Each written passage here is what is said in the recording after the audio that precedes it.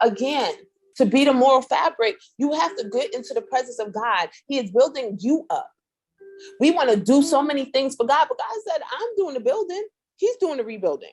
Because he told David, furthermore, I tell you that the Lord will build you a house, and it shall be when your days are fulfilled, when you must go to be with your fathers, then I will set you up a seed after you. See, God said his word is going to come to pass. What he is using you for, what you are being done and used for in this season, is going to come through you, but it's going to surpass you even after your days are fulfilled. Do you understand why this is bigger than you? Because if it says stretch out your tents in Isaiah 54 that you will have more children, he said your seed your seed after you will set up, but that I will set up your seed after you. It's what you do is set up those after you.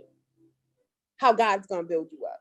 He's building you to be the moral fabric, which we talked about and I read about when God said the moral fabric, it starts in the home. He was talking to David. It starts in your home because he's talking to David. He's talking about his lineage. It starts in your home.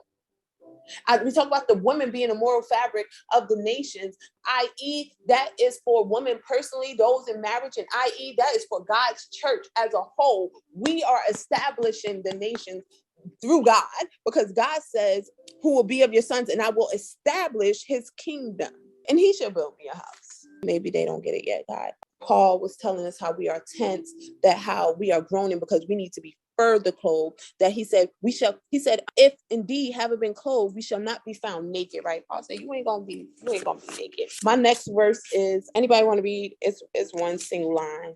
Anybody got one single line, boys? Oh, let me read what tent curtains means in the Bible.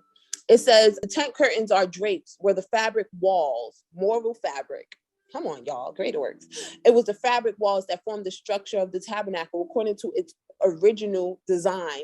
God said, I'm taking back to the original way I built things. Things got out of hand. Yeah, Solomon built me a temple. And this is why now everybody got all these building churches and they feel like if they don't go to church, if they not in the building, they don't know how to do church. But church is in you because the kingdom of God is in you, because I go in these church buildings and ain't no kingdom in there. I don't feel Nathan.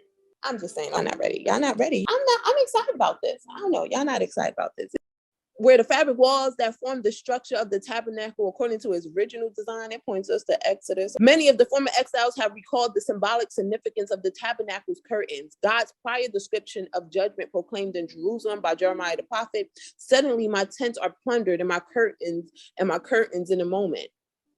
God's promised restoration, including the command, enlarge the plates of your tent, let them stretch out the curtains of your dwellings, Isaiah 54:2. He's restoring his temples. He's restoring his temples. God is restoring us. He's restoring worship. He's restoring his temples. But what gets me excited is that the word of the Lord, it came to me, and we've been speaking this already.